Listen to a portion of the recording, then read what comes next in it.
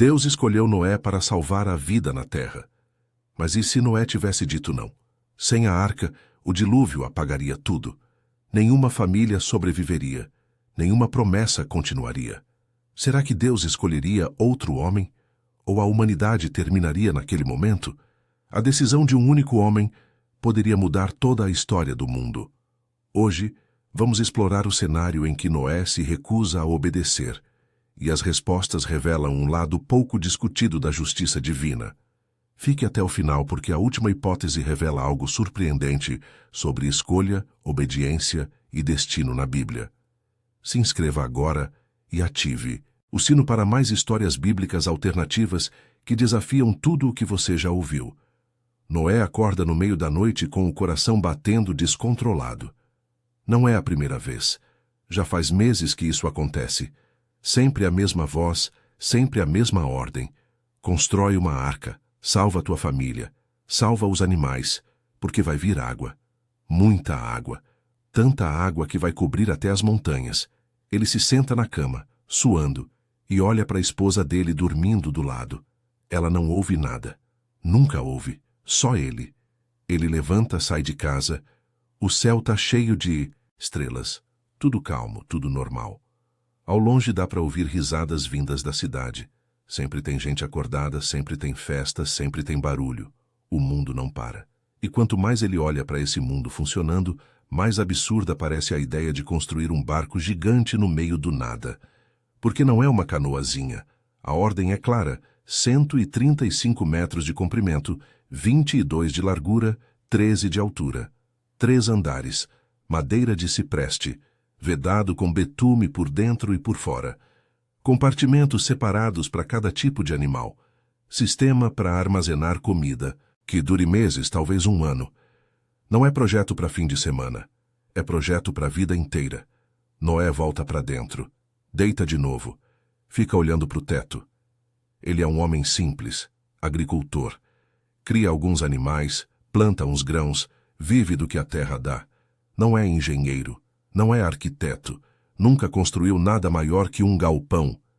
E agora querem que ele construa o equivalente a um edifício deitado, flutuante, capaz de aguentar tempestade?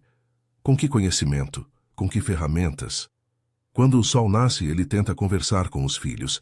Sem, Cã e Jafé estão tomando café, planejando o dia. Ele respira fundo e solta. Preciso falar uma coisa com vocês. Eles olham. Ele hesita. Como é que você diz para os seus filhos que Deus falou com você e mandou construir um barco porque o mundo vai acabar em água? Como é que você explica isso sem parecer que enlouqueceu? Ele tenta. Explica a revelação. Explica o dilúvio. Explica a arca. Os filhos ficam em silêncio. Cam, o mais direto, pergunta: Pai, você tá bem? Não é deboche. É preocupação genuína. Porque o que Noé acabou de dizer não faz sentido nenhum com o mundo que eles veem. Nunca choveu tanto assim. O céu nunca ameaçou nada. A vida segue igual há gerações. Noé sente o peso da incredulidade. Mesmo dentro da própria casa, mesmo com os filhos dele, a mensagem não cola. E se os próprios filhos acham loucura, imagina os vizinhos. Imagina a cidade inteira. Ele já consegue ouvir as piadas. Lá vai o louco de Noé construindo barco no deserto. Será que ele acha que as cabras vão virar peixes? Ele sai de casa e anda até o terreno onde deveria começar. A área é plana, seca. O rio mais próximo fica a quilômetros. Ele tenta visualizar a arca ali. Tenta imaginar a estrutura pronta. Mas tudo que ele vê é trabalho impossível. Onde arranjar tanta madeira? Derrubar quantas árvores? Transportar como? E o betume? Onde achar? Como aplicar? Quantas pessoas precisaria contratar? 10, 20, 50? E tem o dinheiro. Ele não é rico.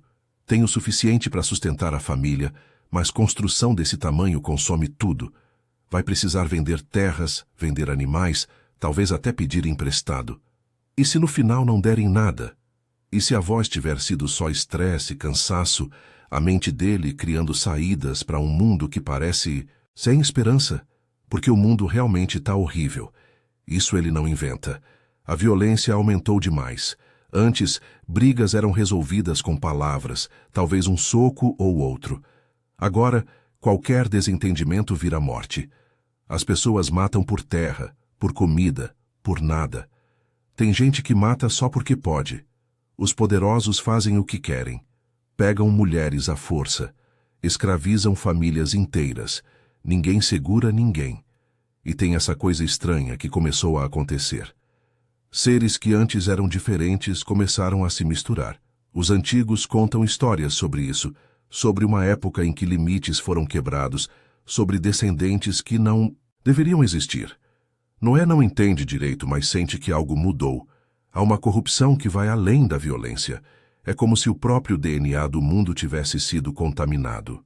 Nesse contexto, a ideia do dilúvio faz sentido, faz até mais sentido do que deveria. Porque se Noé fosse Deus, também ia querer resetar tudo. Também ia querer apagar e começar de novo. O problema não é acreditar que o dilúvio vem. O problema é acreditar que ele, Noé, é o escolhido para fazer diferença. Ele passa semanas tentando dar o primeiro passo. Marca o terreno, pega o machado, vai até as árvores. Mas toda vez trava, porque uma vez que ele cortar a primeira árvore não tem volta. Todo mundo vai saber, todo mundo vai perguntar, e ele vai ter que explicar, vai ter que aguentar a zombaria, vai transformar a família dele em alvo. E os filhos? Sem é o mais velho, responsável, sério. Ele já tem esposa, já começou a construir a vida dele. Se Noé começar essa loucura, a reputação de Sem vai pro chão. Ninguém vai querer fazer negócio com filho de louco. Cam é o do meio, temperamental, orgulhoso. Ele já sofre bullying na cidade por ser diferente, por não participar das orgias, das bebedeiras, das brigas. Se o pai dele começar a construir arca, Cam vai apanhar na rua. Literal. Jafé é o mais novo, ainda adolescente, a fase mais cruel da vida para ser filho de doido. Noé conversa com a esposa de novo. Ela escuta, mas dá para ver nos olhos dela que não está convencida. Ela não diz, não faça, mas também não diz, vamos em frente. Ela diz, você tem certeza absoluta que ouviu certo? E essa pergunta destrói ele. Porque ele não tem certeza absoluta. Ele acha que tem. Ele sente que tem. Mas certeza absoluta do tipo que você aposta a vida da família inteira, isso ele não tem. Então, ele começa a negociar com Deus na cabeça dele. Se é para ser eu mesmo, manda um sinal mais claro. Faz chover um pouco, só para eu ter certeza.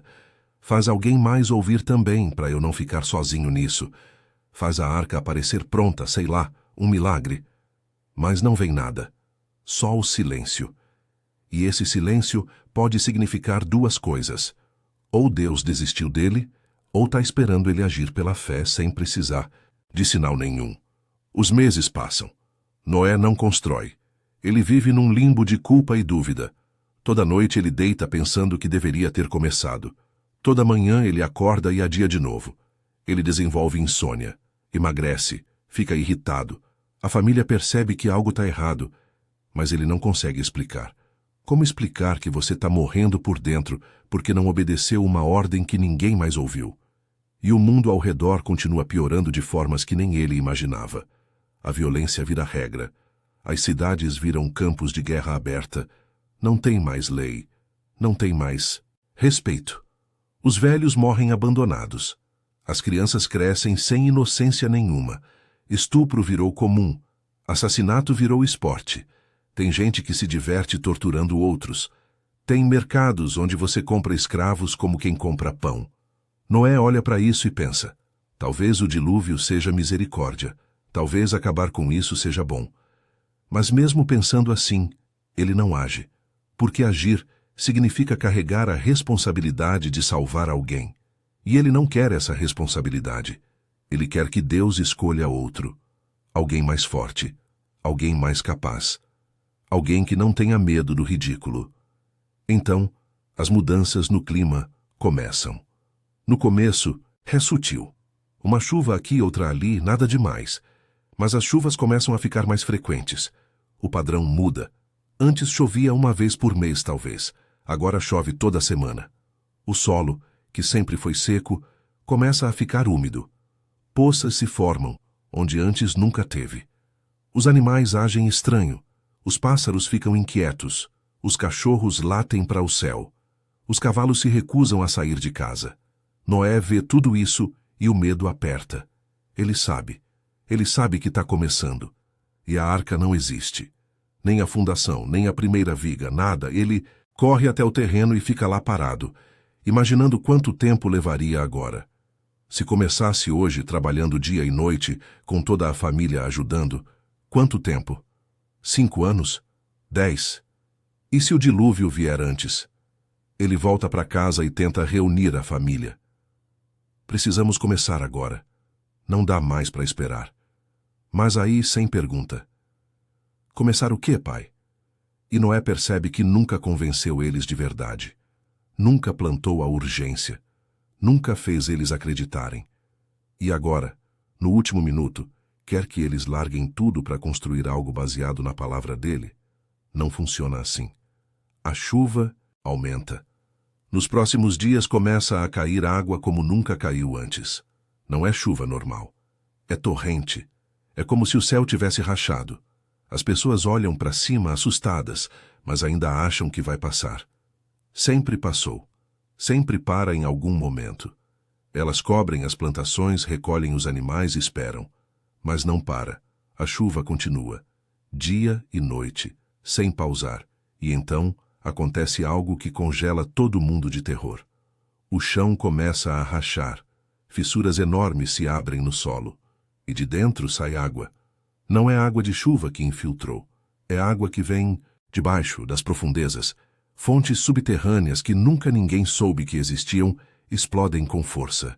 Jatos de água sobem metros de altura.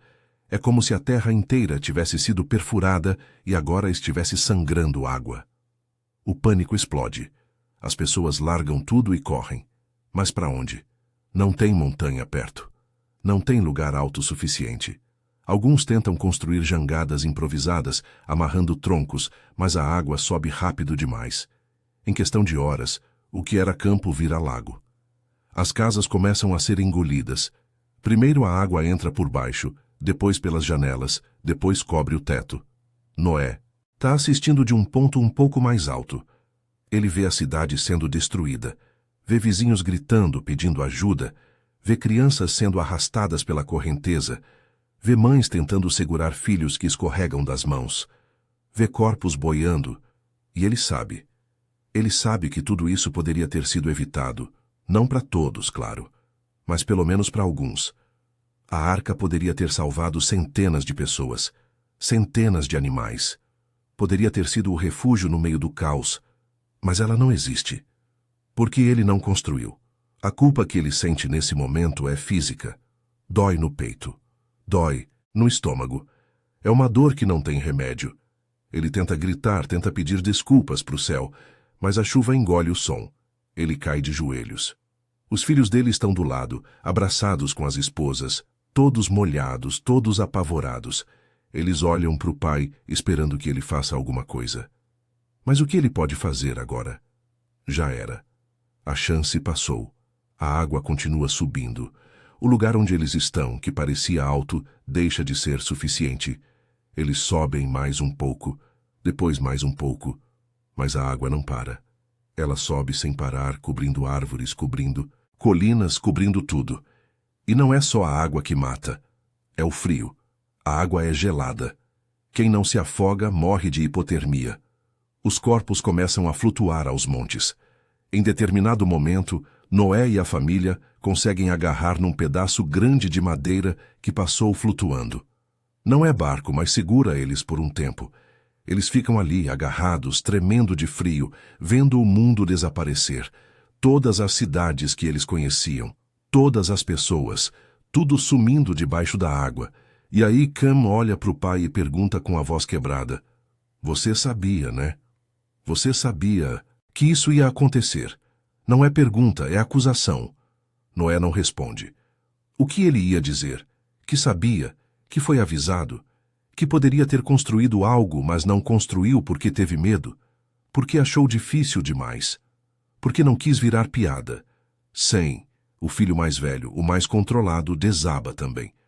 A gente podia ter feito alguma coisa. A gente podia ter tentado. E é verdade. Mesmo sem a arca completa, alguma coisa poderia ter sido feita. Um barco menor, uma balsa, qualquer coisa. Mas não fizeram e agora vão morrer junto com todo mundo. A esposa de Noé não fala nada. Ela só olha para ele com os olhos cheios de água.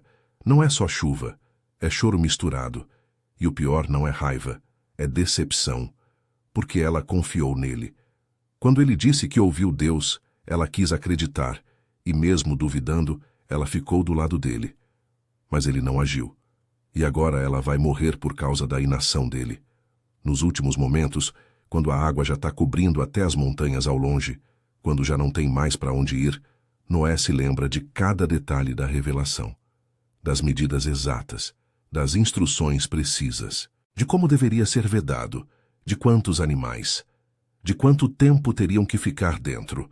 Tudo tinha sido planejado, tudo tinha sido revelado com tanta clareza que era impossível esquecer. Mas ele ignorou.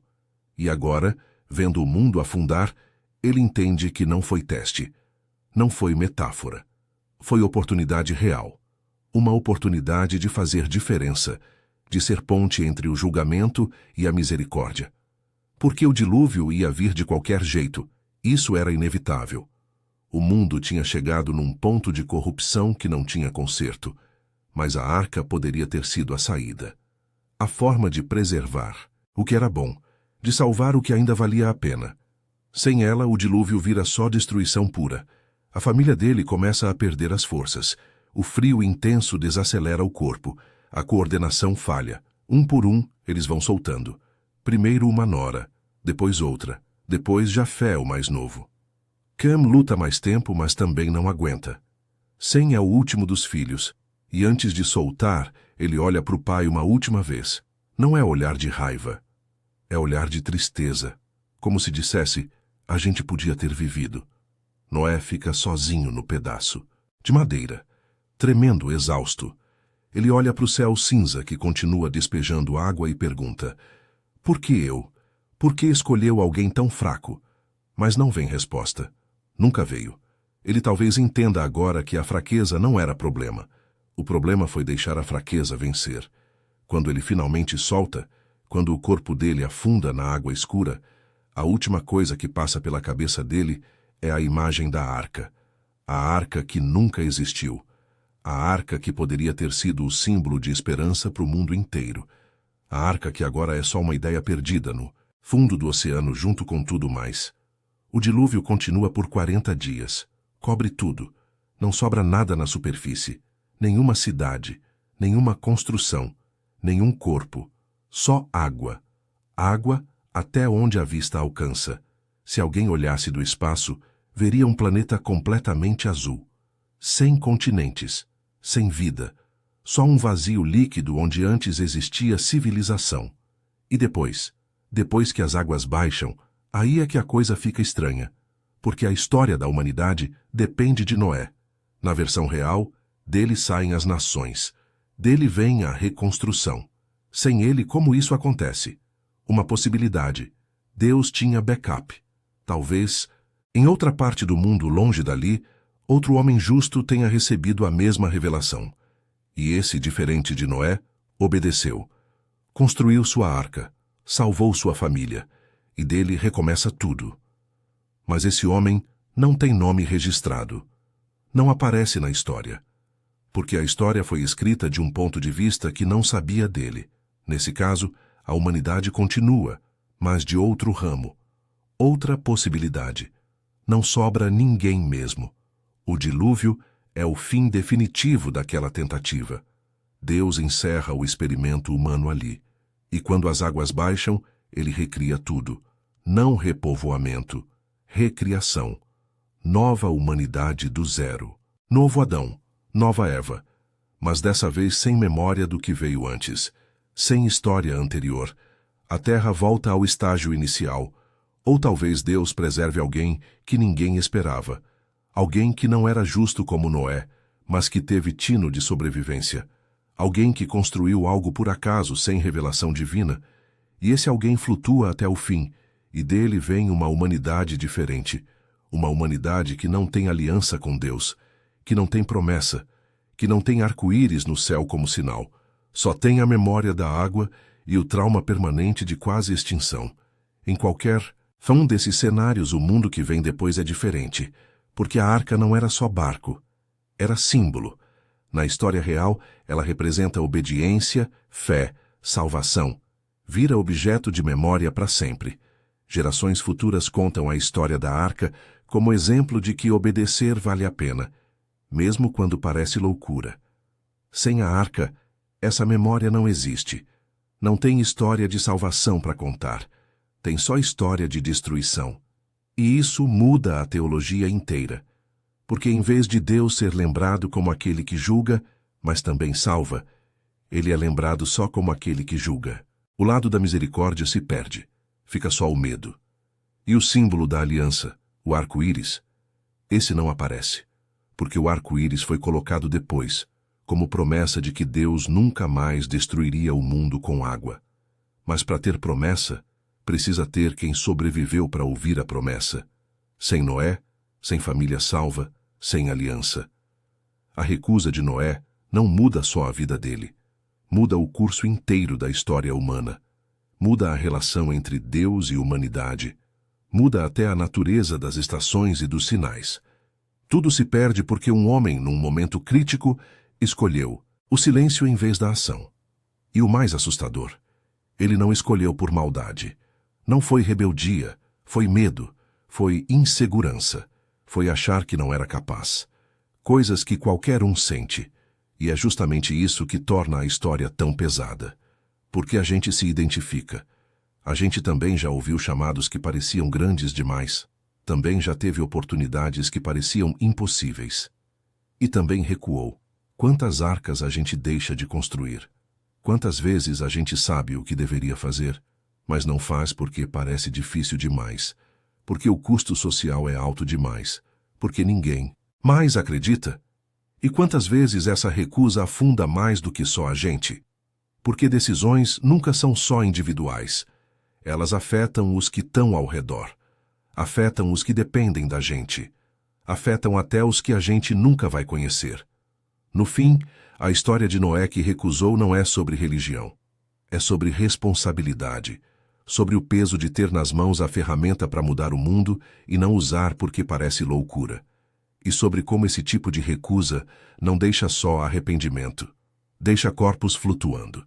Deixa famílias destruídas. Deixa um vazio onde poderia ter existido futuro.